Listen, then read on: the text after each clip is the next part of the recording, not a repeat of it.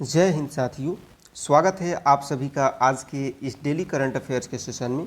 तो आज है 20 अक्टूबर 2025 और हर रोज़ की तरह फिर से हम लोग चर्चा करेंगे आज के 10 सबसे महत्वपूर्ण करंट अफेयर्स पर, जो कि आपके सभी प्रतियोगी परीक्षाओं के लिए बेहद ही उपयोगी है। तो चलिए शुरू करते हैं आज के सेशन को। तो आज का पहला प्रश्न है, 11वां भारत अंतर्राष्ट्रीय विज्ञान महोत्सव 2025 कहाँ आयोजित किया जाएगा। 11वां भारत अंतर्राष्ट्रीय विज्ञान महोत्सव 2025 जो है कहाँ पे आयोजित किया जाएगा। तो इसे आयोजित किया जाना है चंडीगढ़ में। कहाँ पे आयोजित किया जाना है, तो इसे आयोजित किया जाना है चंडीगढ़ में। 11वां भारत अंतर्राष्ट्रीय विज्ञान महोत्सव यानी कि इंडिया इंटरनेशनल साइंस फेस्टिवल जो है वर्ष 2025 में चंडीगढ़ में आयोजित किया जाएगा। यह महोत्सव 6 दिसंबर से 9 दिसंबर 2025 तक चलेगा और इसका विषय होगा विज्ञान से समृद्धि आत्मनिर्भर Bharat. India international science festival जो है भारत सरकार की एक प्रमुख विज्ञान आउटरीच पहल है, जिसका उद्देश्य वैज्ञानिक चेतना और सहयोग को बढ़ावा देना है। यह मंच वैज्ञानिकों, छात्रों, नवप्रवर्तकों और आम जनता को एक साथ जोड़कर विज्ञान को समाज से प्रत्यक्ष रूप से जोड़ने का प्रयास करता है। इस उत्सव की शुरुआत जो है 2015 में की गई थी और तब से यह हर वर्ष विज्ञान, संचार, नवाचार, अनुसंधान और तकनीकी विकास के क्षेत्र में एक महत्वपूर्ण मंच के रूप में उभरा है। IISF का आयोजन जो है विज्ञान और प्रौद्योगिकी मंत्रालय यानी कि CSIR, विज्ञान भारती तथा विभिन्न शोध संस्थानों के सहयोग से किया जाता है। अगले प्रश्न की बात करें आज के, तो हाल ही में ट्रांसजेंडर अधिकारों पर सुप्रीम कोर्ट पैनल में शामिल की गई पहली ट्रांसजेंडर कार्यकर्ता कौन है। हाल ही में ट्रांसजेंडर अधिकारों पर सुप्रीम कोर्ट पैनल में शामिल की गई पहली ट्रांसजेंडर कार्यकर्ता जो है कौन है, तो इसको जो है आपको याद रखना है अकई पदसाली। कौन है? अकई पदसाली जो है ये शामिल की गई पहली ट्रांसजेंडर कार्यकर्ता है। अकई पदसाली जो है जो कि एक प्रसिद्ध ट्रांस अधिकार कार्यकर्ता है, उन्होंने हाल ही में सुप्रीम कोर्ट द्वारा गठित एक विशेष समिति में सदस्य के रूप में इन्हें नियुक्त किया गया है। यह समिति ट्रांसजेंडर समुदाय के लिए समान अवसर, सुरक्षा और नीति निर्माण पर कार्य करेगी। यह पहली बार है जब किसी ट्रांसजेंडर व्यक्ति को सर्वोच्च न्यायालय की समिति में शामिल किया गया है। इस समिति का उद्देश्य ट्रांसजेंडर समुदाय के लिए नीतियां बनाना, उनके सामाजिक आर्थिक अधिकारों की रक्षा करना और उन्हें मुख्य धारा में लाने के लिए ठोस सिफारिशें तैयार करना है।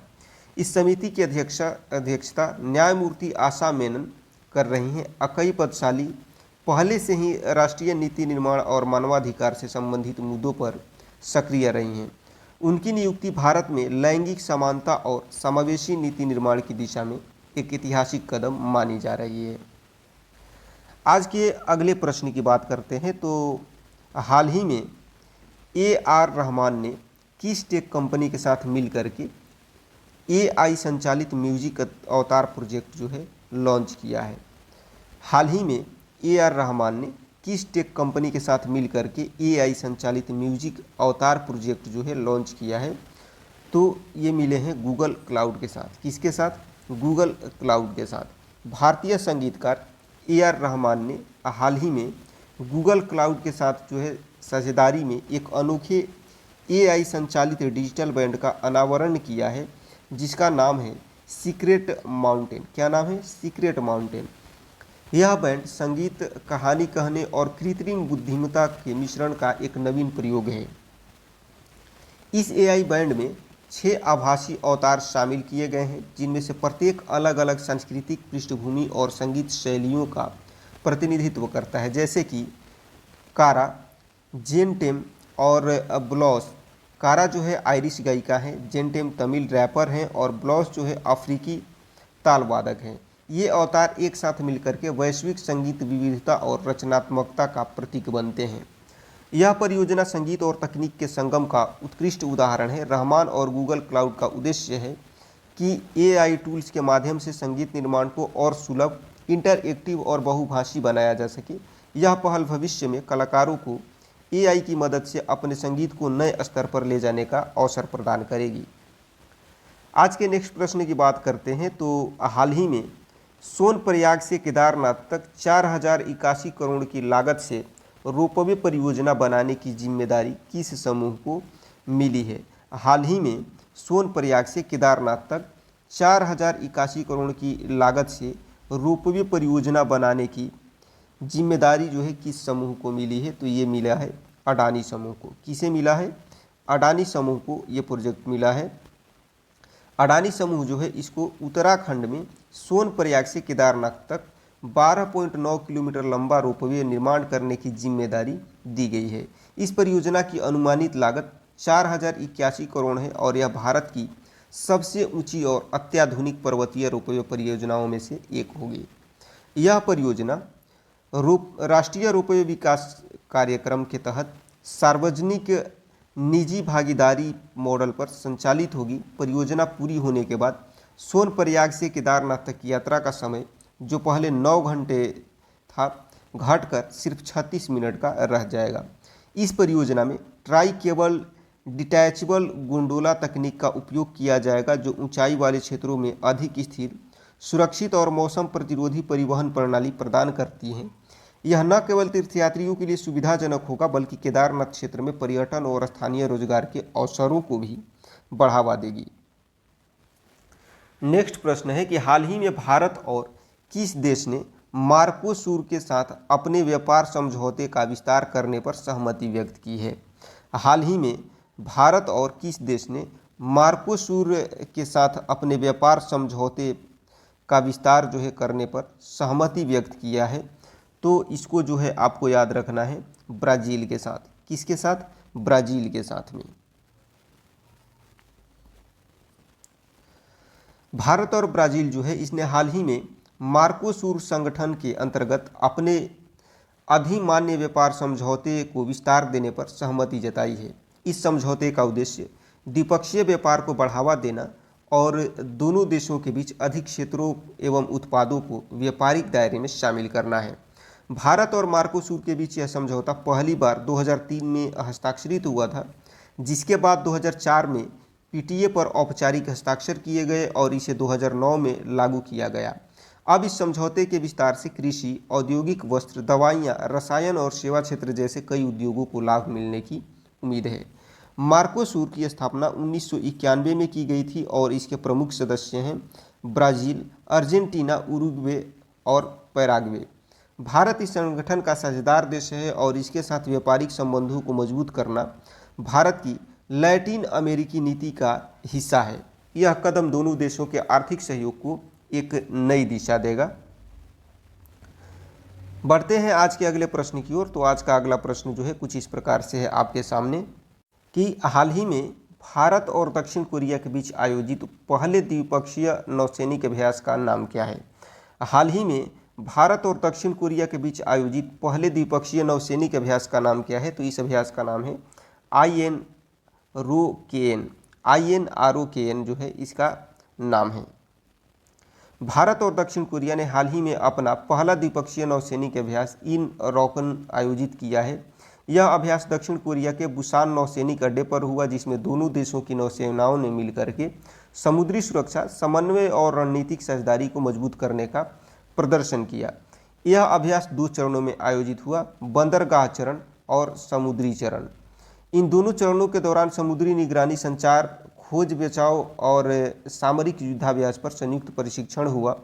इसका उद्देश्य दोनों देशों की नौसेनाओं के बीच पारस्परिक संचालन क्षमता और सुदृढ़ बनाना था। भारत की ओर से INS सह्याद्री जो कि शिवालिक श्रेणी की स्टेल्थ फ्रिगेट है, इसने अभ्यास में भाग लिया। वही दक्षिण कोरिया की ओर से रॉक्स ग्योंग नाम ने हिस्सा लिया। यह अभ्यास हिंद प्रशांत क्षेत्र में मुक्त, खुला और सुरक्षित समुद्री सहयोग सुनिश्चित करने की दिशा में अहम कदम माना जा रहा है। आज का अगला प्रश्न है कि सितंबर 2025 के लिए ICC player of the month जो है इसका पुरस्कार किन भारतीय खिलाड़ियों को दिया गया है? सितंबर 2025 के लिए ICC player of the month का पुरस्कार किन भारतीय खिलाड़ियों को दिया गया? तो ये दिया गया है अभिषेक शर्मा और स्मृति मंधाना को। किन्हें? अभिषेक शर्मा और स्मृति मंधाना को ये पुरस्कार दिया गया है। अंतर्राष्ट्रीय क्रिकेट परिषद यानी कि आईसीसी ने सितंबर 2025 में प्लेयर ऑफ द मंथ पुरस्कार के लिए भारत के अभिषेक शर्मा और स्मृति मंधाना को चुना है। दोनों खिलाड़ियों ने अपने अपने प्रारूपों में शानदार प्रदर्शन करते हुए क्रिकेट प्रेमियों को प्रभावित किया। अभिषेक शर्मा ने एशिया कप 2025 में प्लेयर ऑफ द टूर्नामेंट रहते हुए रिकॉर्ड 931 आईसीसी टी20 रेटिंग अंक हासिल किए, जो इस प्रारूप में अब तक के सबसे अधिक है। उनके आक्रामक बल्लेबाजी और स्थिर स्ट्राइक रेट ने भारत को कई अहम जीत दिलाई। स्मृति मंधाना ने एक दिवसीय मैच में भारतीय महिला टीम के लिए एक अभूतपूर्व उपलब्धि हासिल की। उन्होंने मात्र 50 गेंदों में शतक लगाकर इतिहास रच दिया। यह किसी भारतीय महिला खिलाड़ी का अब तक का सबसे तेज शतक है। उनके इस प्रदर्शन ने न केवल टीम को जीत दिलाई बल्कि भारतीय महिला क्रिकेट को नई ऊंचाइयों पर पहुंचाया। अगले प्रश्न की बात करें तो भारत ने हाल ही में किस टूर्नामेंट के लिए पहली बार क्वालिफाई किया है?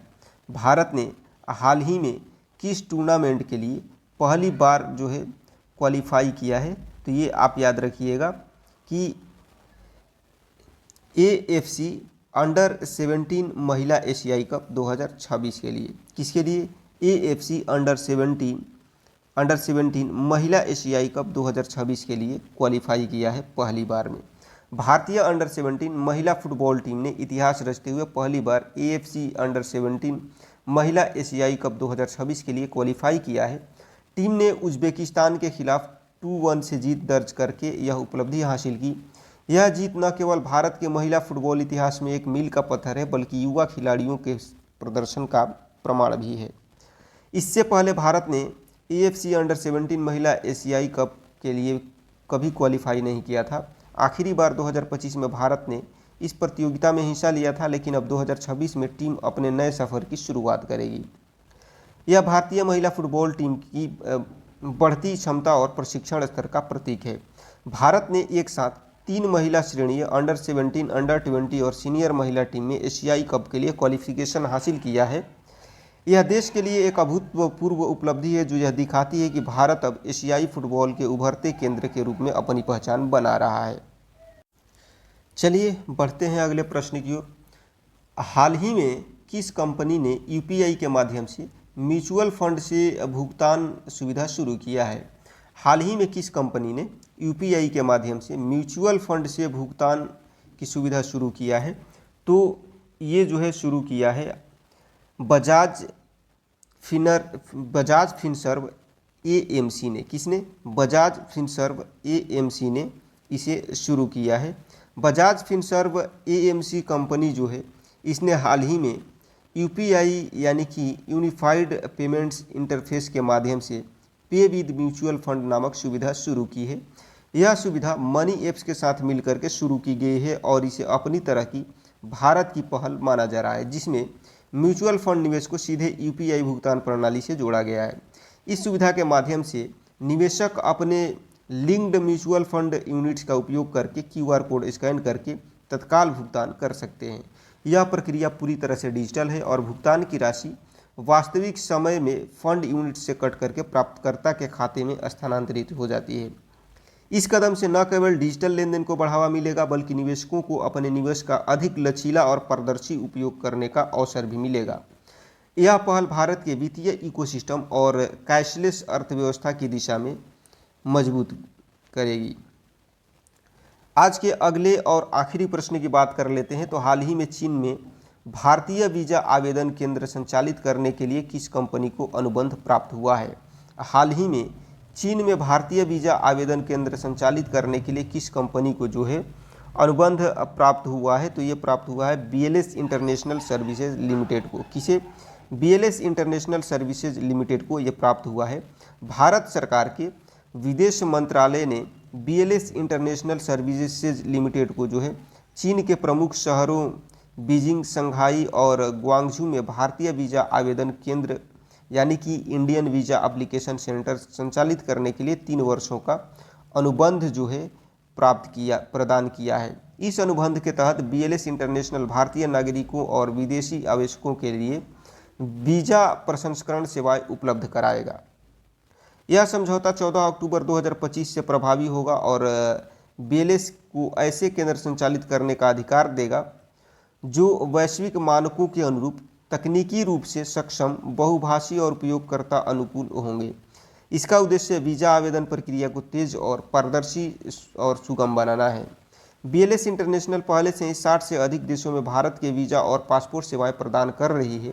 चीन में यह जो है नई पहल भारत और चीन के बीच लोग से लोग संपर्क और पर्यटन को और बढ़ावा देने में सहायक सिद्ध होगी।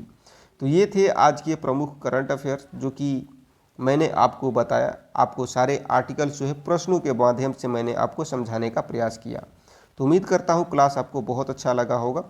तो कैसा लगा क्लास कमेंट सेक्शन में मेंशन करना नहीं भूलिएगा।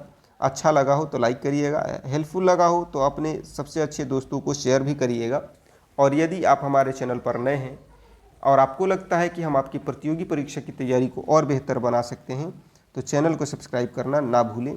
मिलते हैं आपसे नेक्स्ट क्लास में, तब तक के लिए सबको जय हिंद।